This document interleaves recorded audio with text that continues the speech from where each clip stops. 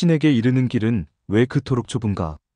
진정한 전문가로 가는 험난한 여정에서 좁은 문으로 들어가라. 멸망으로 인도하는 문은 크고 그 길이 넓어 그리로 들어가는 자가 많고, 생명으로 인도하는 문은 좁고 그 길이 협착하여 찾는 자가 적음이라는 성경의 말씀이 머릿속을 맴돌았다. 앙드레 지드의 좁은 문을 덮으며 나는 알리사와 제롬의 이야기가 단순한 사랑 이야기가 아님을 느꼈다. 이는 선택에 관한, 그리고 그 선택이 가져오는 고독에 관한 이야기였다. 알리사의 선택, 내가 마주한 기로. 지드가 그려낸 알리사는 사랑하는 제롬과의 결합을 거부한다. 그녀에게는 더 높은 이상이 있었고, 그 이상을 위해서라면 개인적 행복쯤은 기꺼이 포기할 수 있었다. 많은 독자들이 그녀의 선택을 이해하지 못한다. 사랑하는 사람과 함께 평범한 행복을 누리면 되는데 왜 굳이 고독한 길을 택했을까? 하지만 행정사로서 5년을 보내며 나는 알리사의 마음을 조금씩 이해하게 되었다. 때로는 쉬운 길과 옳은 길이 다를 때가 있다. 그리고 진정한 전문가라면 설령 그것이 좁고 외로운 길일지라도 옳은 길을 선택해야 한다는 것을. 얼마 전 공정거래 신고 상담에서 이런 일이 있었다. 대기업과 분쟁 중인 중소업체 사장이 찾아왔는데 그가 가져온 자료를 보니 법 위반을 입증하기 어려운 상황이었다. 더 큰 문제는 그 사장이 이미 여러 곳에서 거절당한 상태였다는 것이다. 선생님, 다른 곳에서는 다 안 된다고 하던데 정말 방법이 없을까요? 그때 두 가지 선택지가 있었다. 정중히 거절하거나 아니면 어려운 길을 함께 걸어가거나. 알리사라면 어떤 선택을 했을까? 그녀는 분명 쉬운 길 대신 의미 있는 길을 택했을 것이다. 제롬의 시선으로 바라본 의뢰인들. 좁은 문에서 제롬은 알리사를 이해하려 노력하지만 결국 실패한다. 그는 그녀의 높은 이상을 이해하지 못한 채 평범한 사랑과 행복만을 추구한다.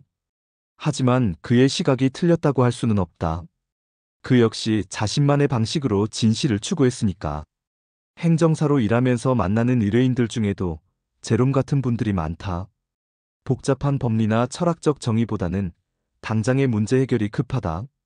산업재해를 당한 노동자에게 중요한 것은 빠른 승인과 보상이지 사회정의나 시스템 개선이 아니다. 어느 날 건설 현장에서 다친 50대 아저씨가 사무실에 왔다. 그분에게는 치료비와 생계가 시급했다. 장기적인 시스템 개선이나 비슷한 사고 예방보다는 당장 산재 승인을 받는 것이 절실했다. 선생님, 저희 같은 사람들한테는 거창한 이야기보다 당장 병원비가 더 중요해요. 그 말을 듣고 나는 제롬의 마음을 조금 이해할 수 있었다. 때로는 이상보다는 현실이, 원칙보다는 실용이 더 절실할 수 있다는 것을. 하지만 동시에 알리사의 선택도 틀리지 않았다는 것을 안다. 누군가는 더 높은 가치를 추구해야 하고, 그래야 제롬 같은 사람들도 보호받을 수 있으니까. 혼자서는 열 수 없는 문. 지드의 작품에서 가장 아픈 부분은 알리사와 제롬이 결국 서로를 이해하지 못한 채 헤어진다는 것이다.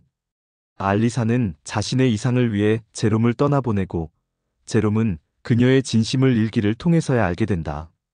둘 다 옳았지만 둘 다 외로웠다. 이 장면을 읽으며 나는 행정사로서의 외로움을 떠올렸다. 의뢰인을 위해 최선을 다하지만 때로는 그들이 내 의도를 이해하지 못할 때가 있다. 빠른 결과만 원하는 의뢰인에게 신중한 접근의 필요성을 설명하기란 쉽지 않다. 행정심판 사건을 맡았을 때의 일이다. 60대 할머니가 20년 넘게 운영한 작은 식당이 폐업 위기에 몰렸다.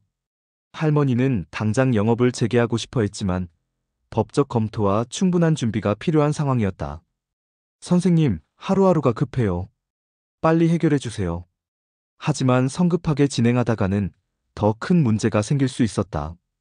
60일이라는 행정심판 제기 기한 내에서 최대한 신중하게 준비했지만 안타깝게도 기각되었다.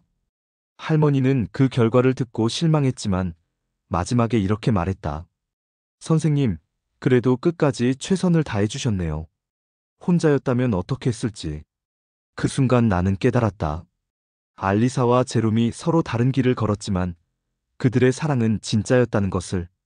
마찬가지로 의뢰인과 행정사가 때로는 다른 속도로, 다른 방향을 바라보며 걸어갈 수 있지만 그 과정 자체에 의미가 있다는 것을. 완벽하지 않은 선택들. 좁은 문의 매력은 명쾌한 답을 제시하지 않는다는 데 있다. 알리사의 선택이 옳았는지, 제롬의 사랑이 진짜였는지 명확한 결론을 내리기 어렵다. 그저 두 사람 모두 자신이 믿는 가치를 위해 최선을 다했을 뿐이다. 행정사로서의 선택들도 마찬가지다. 매 순간 완벽한 답은 없다. 의뢰인의 당장 요구를 들어줄 것인가? 아니면 장기적 관점에서 더 나은 방향을 제시할 것인가? 승산이 낮아도 정의를 위해 끝까지 싸울 것인가? 아니면 현실적 타협을 선택할 것인가? 최근 담당한 공정거래 신고건에서도 이런 고민에 빠졌다. 증거가 부족해 법 위반 입증이 어려운 상황이었지만 의뢰인은 간절했다. 6개월 동안 추가 조사를 하며 미약한 실마리를 하나씩 찾아갔다. 결국 공정위에서 일부 법 위반을 인정하고 시정명령을 내렸다. 완전한 승리는 아니었지만 의미 있는 결과였다. 의뢰인은 그 결과에 만족했다.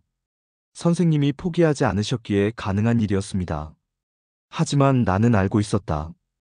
이것이 최선의 선택이었는지, 다른 방법은 없었는지에 대한 의문은 여전히 남아있다는 것을. 문턱을 넘는 순간들. 지드는 좁은 문을 통해 진정한 사랑이 무엇인지, 진정한 선택이 무엇인지를 묻는다. 그리고 그 답은 독자 각자가 찾아야 한다고 말하는 듯하다. 요즘 새로 시작하는 후배 행정사들을 보면 모든 것이 명확하고 단순할 것이라고 생각하는 모습이 보인다. 의뢰인이 오면 법조문을 찾아보고 절차를 안내하고 결과를 기다리면 된다고 생각한다. 하지만 현실은 그렇게 단순하지 않다. 한 후배가 어려운 사건 때문에 고민을 털어놓았다. 선배님, 이 사건은 승산이 거의 없는데 의뢰인은 꼭 해달라고 하네요. 어떻게 해야 할까요? 나는 알리사와 제롬의 이야기를 해주었다. 후배야, 정답은 없어. 하지만 네가 믿는 가치가 무엇인지는 분명히 해야 해. 그리고 그 가치에 따라 선택하는 거야. 쉽지 않겠지만 그게 전문가로서 걸어야 할 길이야. 결국 그 후배는 어려운 사건을 맡기로 했다. 결과는 아직 나오지 않았지만 그가 자신만의 좁은 문을 찾아가고 있다는 것을 안다. 행정사로서 우리가 매일 마주하는 선택들은 모두 좁은 문이다. 쉽고 넓은 길을 택할 수도 있지만 그것으로는 진정한 전문가가 될 수 없다. 때로는 외롭고 어렵더라도 옳다고 믿는 길을 걸어가야 한다. 지드가 말했듯 좁은 문은 단지 어려운 선택을 의미하는 것이 아니다. 그것은 자신의 신념과 가치에 따라 살아가는 삶의 태도를 의미한다. 알리사가 제롬과의 행복을 포기하면서도 끝까지 자신의 길을 걸어간 것처럼 우리도 각자의 좁은 문을 통과해야 한다. 그 문은 혼자 열기 어렵다. 하지만 의뢰인과 함께, 동료들과 함께, 때로는 경쟁자들과도 함께 그 문을 향해 걸어갈 수 있다. 중요한 것은 그 문 앞에서 멈추지 않는 것이다. 나는 알아. 행복에 이르기 위해서는 좁은 문으로 들어가야 한다는 것을. 하지만 슬프게도 그 문으로 들어가는 사람은 거의 없지. 마이너스 앙드레 지드, 좁은 문.